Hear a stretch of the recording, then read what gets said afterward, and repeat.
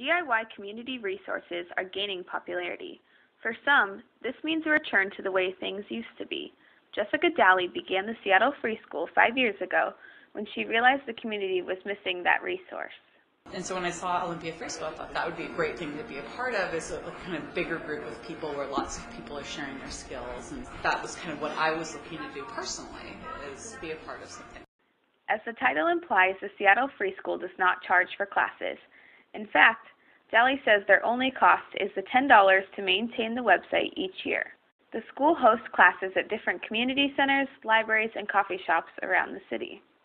And what we found is that actually not taking money solved all of those problems. We were able to get space because places that often charge were willing to give us space for free because we don't have any money. When Daly started the free school, she thought the teachers would be passing along their trades like keeping chickens, soap making, and improv.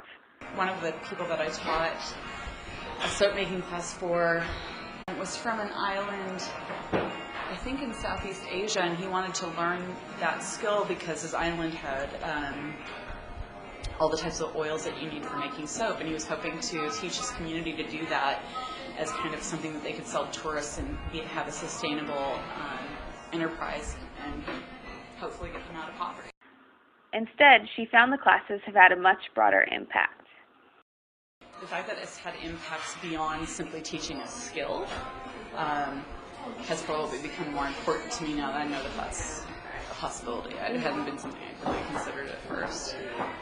Daly says, in many ways, this school is a return to the way trades were taught generations ago. Elderly gentleman who declared himself to be somewhere in his 70s called up and was just really ecstatic because that's the way things used to work. You know, if your neighbor knew how to do something, you went over and he showed you how to do it.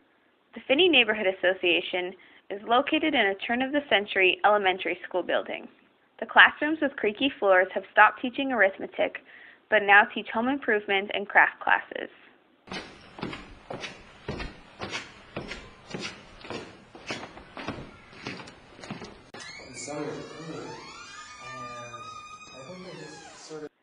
Down a long flight of stairs to the association's second building is their tool library.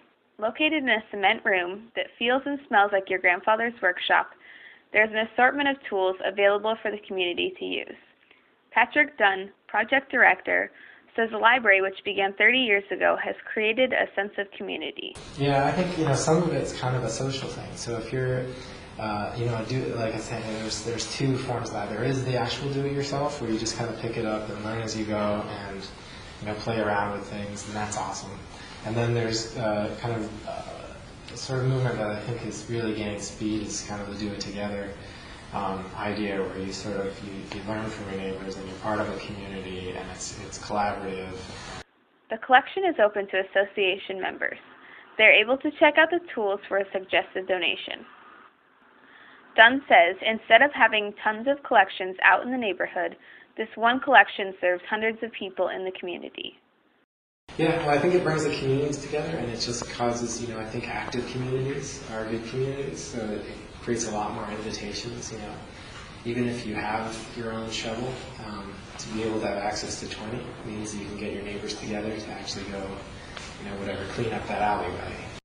Dunn hopes these tool libraries become more popular in the future. What I'm really getting excited about is this idea of a sharing economy, and so there's all these terms like collaborative consumption, and that we're sort of better together than we are in our parts.